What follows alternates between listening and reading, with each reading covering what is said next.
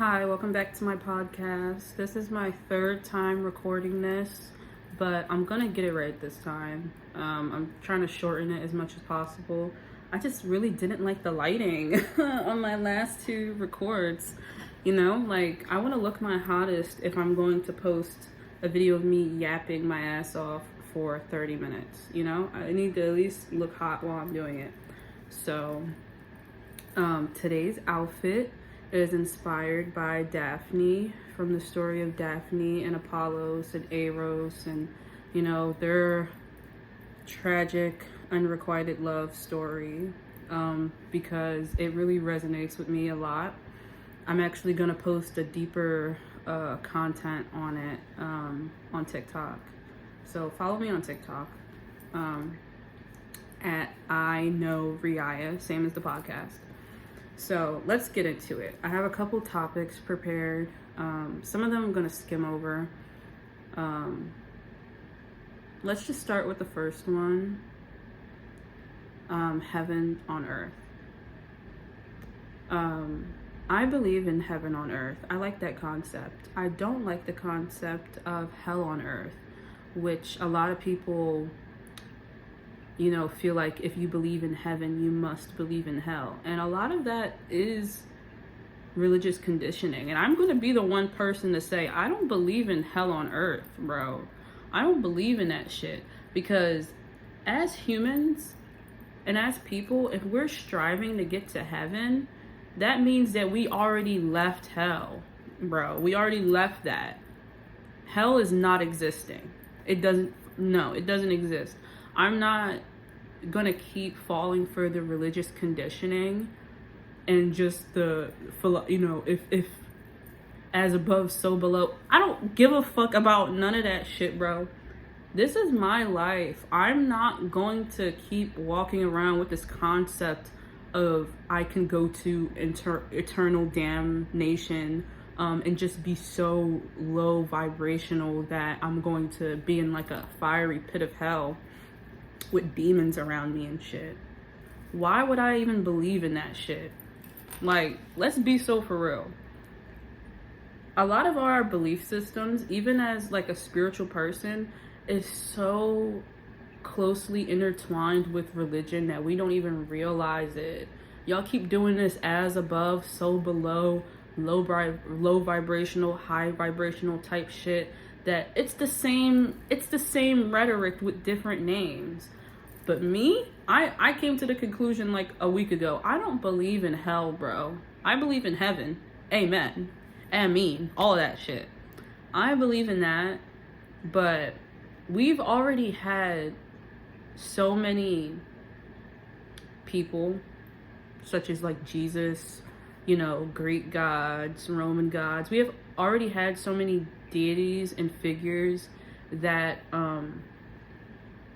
have shown us that death and kind of like destruction is a divine thing, right? It's not this, oh my God, I'm in a fiery pit of hell because I'm a bad person type thing. It's more so like death is now the clear slate for rebirth. And it's not this hell thing. Like, I'm not believing that shit. Because that shit used to have me scared, bro. Like, I used to really be scared of, like, jinn, demons, all types of shit. And, like, believing in just heaven on earth, like, that's fine. I don't have to believe in the other half of that. Because God is so much more expansive than duality. There is a place beyond conflict. Hello. There is a place beyond this or that, beyond right and wrong. And that is the oneness, which I believe is heaven. Heaven is not, I'm better than you. Heaven is not, I'm so much more vibrational than you. Heaven is not, I go to the gym every day. Heaven is when you can look at the full picture and say, wow, this is such a beautiful life that we are able to live, to be able to experience the extremes of things. and not be damned to either side of that. I'm not damned to being happy all the time, and I'm not damned to being sad all the time either. Like, I can exist on the full spectrum. That got so deep. Oh my God. Like, I didn't say none of that shit in the last two recordings, so that's how I know we're stirring right now. So how do you guys like identify with the concept of heaven and hell? Personally, I don't, like I said, I'm getting hell out of my mind. My next couple years on earth, my next couple decades, bro, we're leaving the concept of hell behind and we're focusing on heaven, which is the oneness. The oneness. Am I a guru, guys? Let's look at my necklace.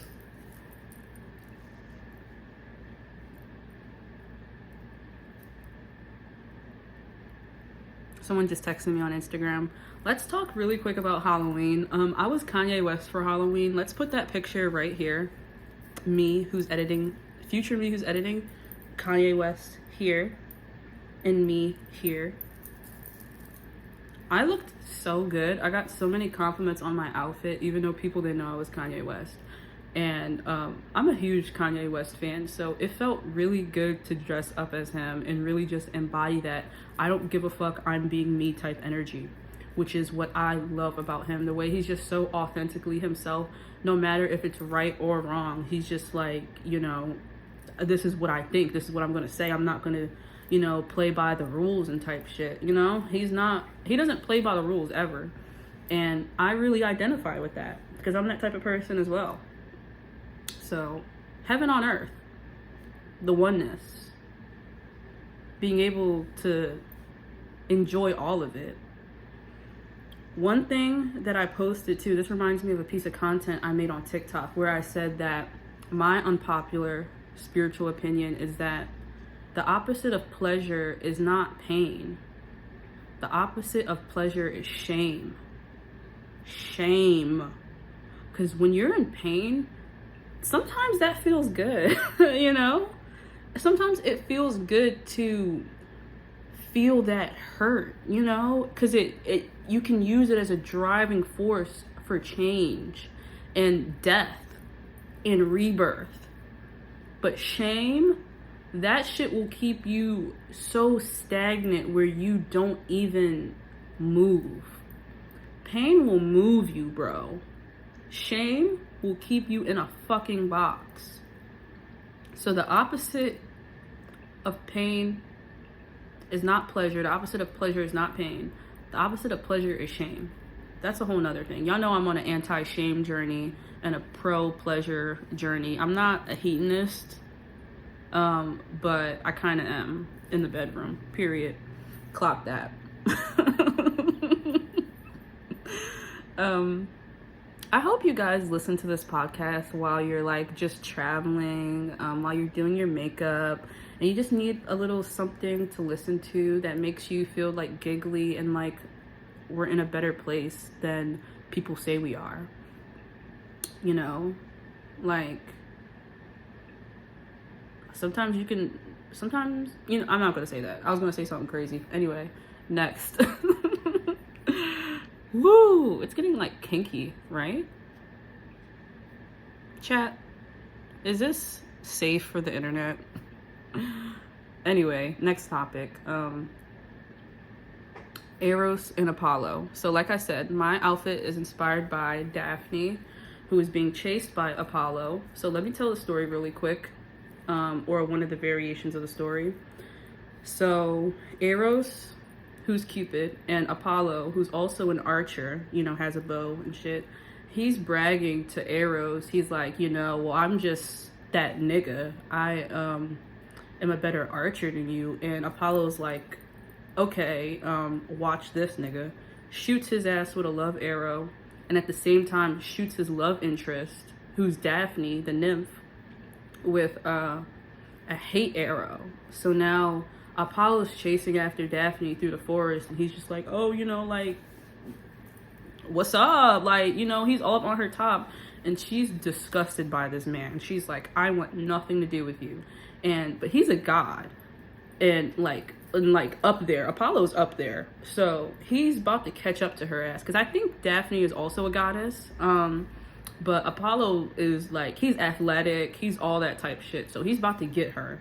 And she calls out to her dad, and she's like, help me, because Daphne never wanted to be married. She never wanted to be held down by a man. She was really independent, really in her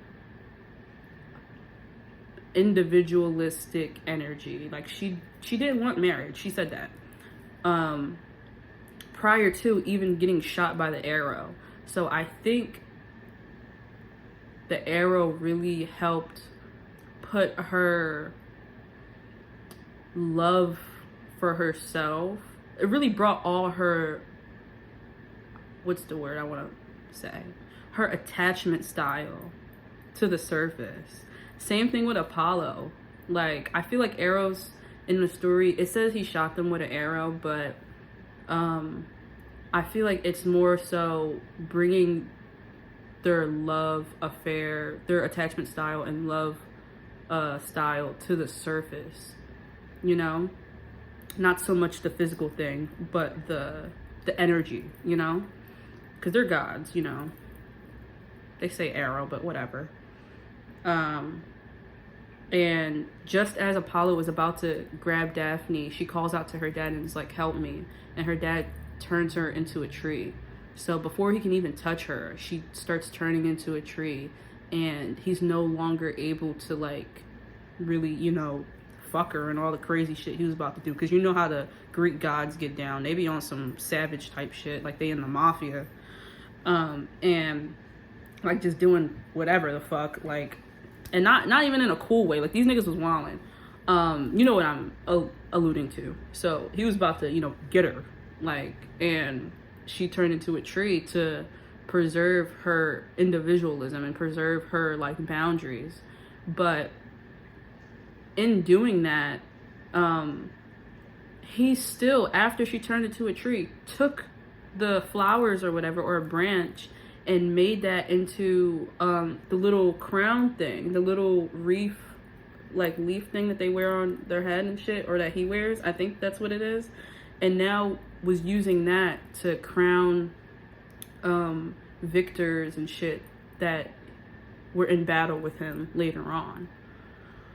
So I feel like this story really resonates with me, being Daphne, because, and in a way also being Apollo and Eros. I feel like everyone in the situation. I feel like the dad, I feel like the setting, all of it. It really resonates with me, like the story itself, because I find myself oftentimes chasing love so passionately and like not caring about other people's boundaries, because like I'm just so infatuated with trying to satiate myself, you know?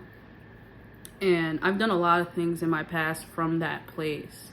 But then on the flip side of it, I also find myself being chased by men, by people who are looking at me as an object or something to satiate them.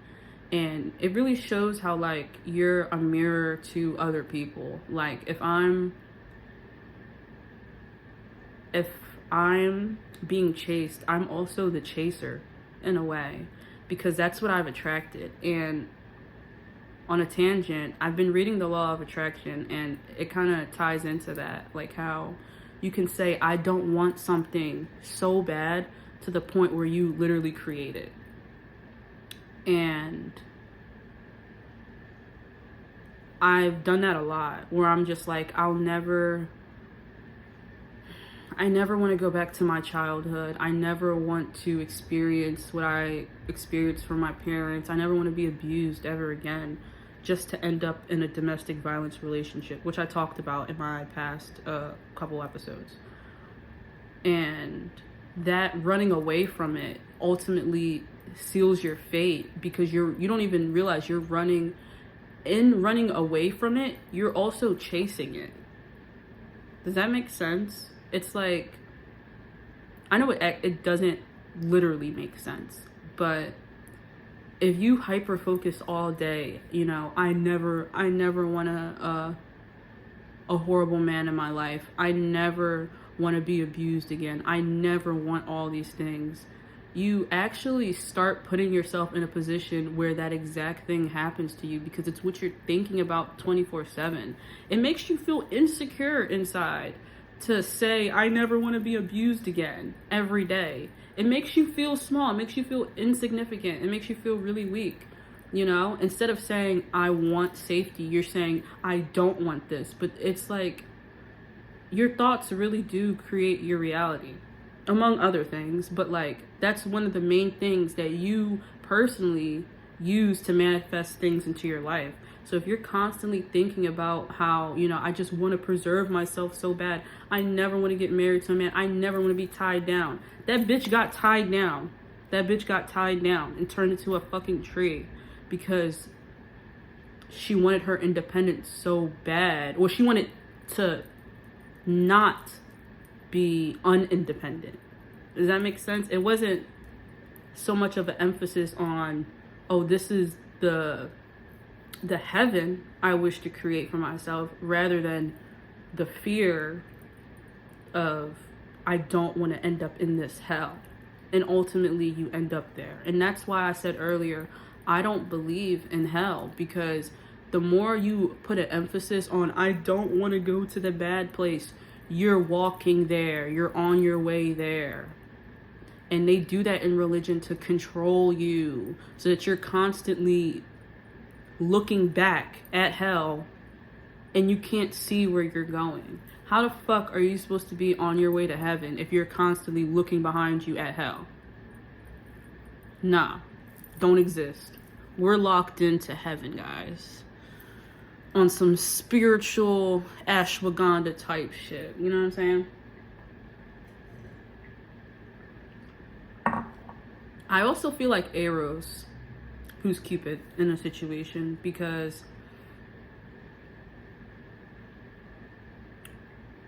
when I feel like I'm angry, it's easy to get passionate about something that doesn't actually make you feel comfortable. Let's dive deeper on that. So one of my topics that I skipped over is home is where the fart is. Because it sounds funny, and I was like, that's kind of cringe. But on a real note, home is not where the heart is, because you can be so passionate about something from anger. You can be so angry and so disgusted that it makes you so passionate. We see this a lot with people who go to war. We see this a lot with serial killers, people who do crazy shit, because they're so passionate from a place of anger, from a place of fear, and not passionate about actual comfortability and love. And with myself, I've done that. I've like been so passionate about my partners from a place of control. Like I want to control them so that I feel loved. You know what I mean? So I like don't have to be rejected. So I can be the one who's writing my story now. But ultimately, that control that's not love. That is not love. That is not self-love. It's not self-love to monitor someone else's life. It is not self-love to wish someone was different, so much so that you start dickying and you start checking their fucking Instagram every day, find yourself jealous 24/7 because they're not holding up to the standard that you wish yourself you were at. Like, it's almost like, for me, it was like my environment as a child was so out of control that I started trying to control my partners as a means to control my environment, to feel that internal safety. When I already knew as a child that I could not control my environment, but through conditioning and shit, religious conditioning, from, you know, being beat and abused and neglected, you know, not fed. All those types of things really made me feel like, damn, I need to be ashamed. This is my fault. And I don't know where I was going with this. I guess what I'm just trying to say is that I wish to be passionate from a place of love, from a place of acceptance, from a place of like, this is what it is, and this is for the best. My exes are the way they are for the best. And the best thing I can do is maintain me. I can't start controlling them and be like, you know, let me put you on a spiritual journey. You know, do you want to do yoga with me, bae? If that nigga don't ask that shit himself, I'm not inviting him. I'm not, because I know he's not the yoga type. That nigga never stretched in front of me a day in his life. That nigga didn't stretch before sex. That nigga got a cramp in his leg when we was fucking. No. No. No. Yeah. So I don't wish to be Apollo. I don't wish to be Daphne. I don't wish to be Eros. But looking at how that story played out, I can see and relate to both the good and bad aspects of that, I guess. Because it wasn't all bad. The story isn't all bad, you know. She did get to preserve her boundaries forever. And he also now started to look at love as a symbol of like honor after the fact. Or at least having that desire as a symbol of honor. Because desire is something to be happy about. I got so fired up talking just now. Like, I need to calm down a little bit. But I also just had a lot of coffee. Guys. Love is a lot. Love is a lot. And I love the journey of figuring out how to be more loving to myself. I'm gonna pull a page from my book. I did it earlier, and the page I pulled was about chanting and speaking good over your life, which I can resonate with. Like I said, I'm reading The Law of Attraction, and I actually wrote out a bunch of affirmations on my wall on a poster that I read every morning. And I feel like it's really helped. It's really given me a lot of self-confidence. So I do agree. Speak well over your life.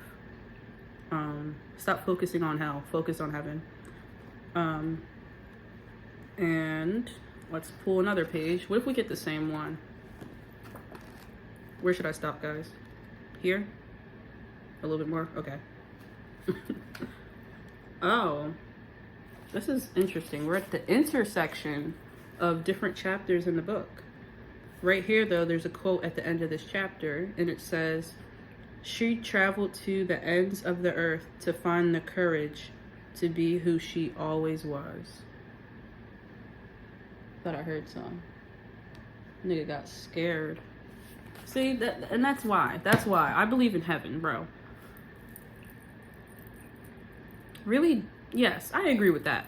Have the courage to be who you are, you know? And really think and feel who it is you want to be. Don't just think on it, actually, because you can really get caught up in your mind a lot. But when you start to feel good about yourself, like feel it in your body, not think good about yourself, but like also feel it, and just let yourself exist in a way that's so heavenly and so pleasurable. Like, guys, am I a hedonist? I might be. I don't know if I made that joke here or in the last one where I said I'm a hedonist in the bedroom. Wait, that's kind of hot. I should put that on a t-shirt, right, guys? I might put that on a t-shirt. I have a lot of things I want to put on a t-shirt because I love a good t-shirt. I wish everyone watching this, I wish you a really courageous deep dive into your personal love affair with yourself. A courageous one where you feel the victory. You feel the victory of desiring something. Apollo. Mahalo. Mahalo, Apollo. That's kind of cute. I think Apollo would love Hawaii because Bretman Rock is there, and Bretman Rock is so hot. And I'm not like attracted to him, like I would have sex with him, but like he's just such a authentically hot, like he really is like an Apollo type figure. I don't know though, I don't know his love life, but he's got the looks for sure. So shout out Bretman Rock, shout out Hawaii, shout out Heaven.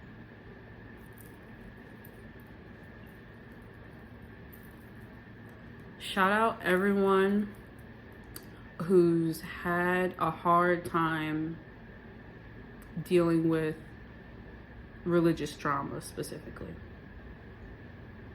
And shout out anyone who loves coffee as much as I do. So that's a wrap on it. Actually, no, let's unwrap that real quick because I was watching a nature documentary on Yellowstone National Park about bison, and one of the bison calves got swept away in a river, and it had to spend the night on gravel by itself, and it basically almost died. Like a wolf came and it started fighting the wolf because it's so naive and such a baby that it didn't even know it was an apex predator. It just felt like it could beat it. And right before the wolf was about to like really get his ass, the mom came back and found him, even though she had left with the herd. And that really goes to show you how like Mother Nature and God will really sweep in and save you if you keep fucking going. But it's you that needs to fight, you know? Like you can't expect God to support you in your laziness and then one day just drop $1 million at your front door if you're being lazy all the time. But if you just put in that small amount of effort, even when it seems like what you're up against is not ever going to like break, it's not ever going to, you're not going to win this. God is orchestrating things around us all the time where shit just works out like perfectly, so in alignment, you know? Is that sappy to say? It is sappy to say, but it's also true. I think we've all been in circumstances where we felt like whatever we were dealing with was going to be like the end, you know? You feel that pressure of like, oh my God, like this is it, my life's over, I'll never recover from this. And then something just happens where you don't give up and God meets you more than halfway because your ass was about to get dragged, and God meets you. I feel like God has met me multiple times. And yeah, I think I'm gonna wrap this up now because it's 28 minutes long. I love you guys. Thank you so much for watching. I hope this made you feel really hopeful and makes you think about how you're actively creating heaven on earth for yourself, because it's really fun and really sexy to do so. Yum, yum, yum. Have some coffee. Bye, guys.